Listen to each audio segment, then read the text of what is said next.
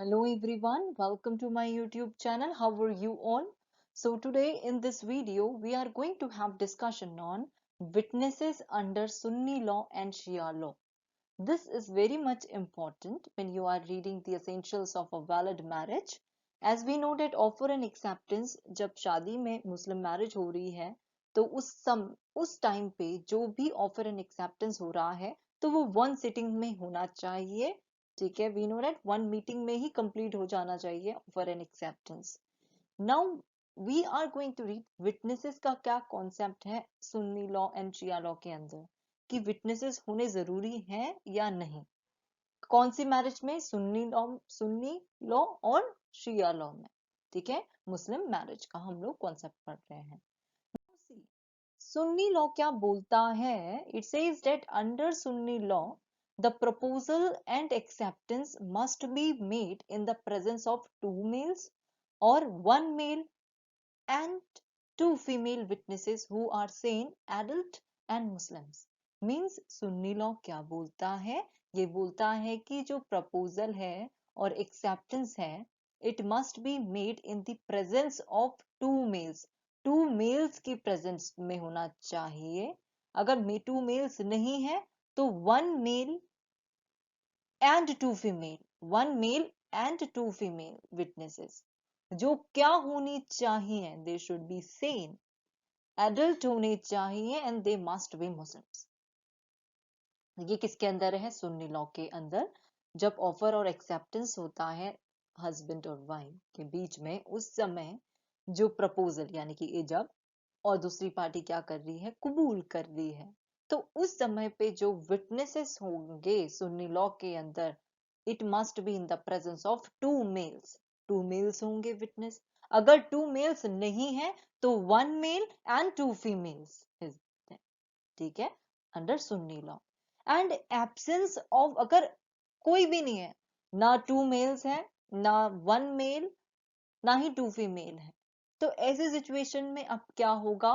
When there are absence of witnesses under Shia law. So in situation पे absence of witnesses does not render marriage void नहीं होगी but it will be irregular, voidable.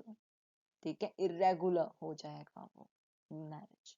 So this is what says that Sunni law के अंदर witnesses होते हैं, to mail witnesses होते हैं. अगर टू मेल विटनेसेस नहीं है तो one male and two female. ठीक है, अगर इन दोनों में से कुछ भी नहीं है, there is absence of witness, तो ऐसी सिचुएशन में मैरिज वॉइड नहीं होती, it becomes irregular. Marriage is irregular in that situation under Sunni law. Now अब शिया लॉ क्या बात करता है? According to Shia law witnesses are not necessary at the time of marriage. Witnesses necessary नहीं है at the time of marriage. Marriage के time पे witnesses are not necessary under Shia law. They are required. अब देखो witnesses marriage के time पे जरूरी नहीं होते Shia law में. Now witnesses की जरूरत पड़ती कब है? Witnesses are required at the time of dissolution of marriage.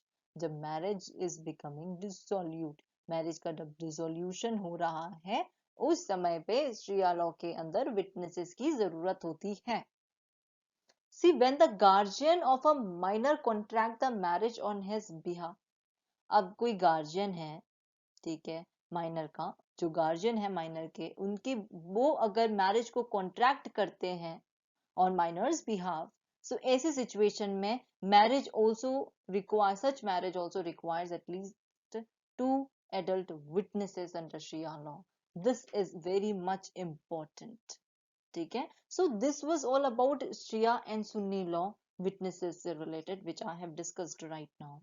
If you people have any doubt, tell me below in the comment box. और मुस्लिम मैरिज, जब भी मुस्लिम लॉ में मैरिज होती है, ठीक है, मुस्लिम्स में, तो प्रेजेंस वन मीटिंग में ही प्रपोजल और एक्सेप्टेंस होता है.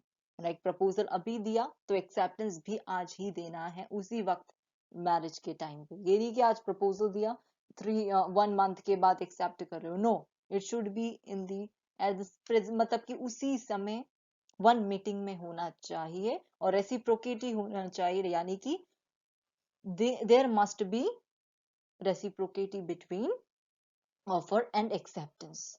The acceptance must not be conditional. So this is all about Shia law and Sunni law, Muslim marriage ke according I am just telling. So this is the important essential condition of a valid marriage in Muslims. So this was all about this video, and do refer marriage chapter when you are reading marriage ko we also say nikah in Muslim law. So this is all about the witnesses. And if you have any doubt, tell me. Thank you.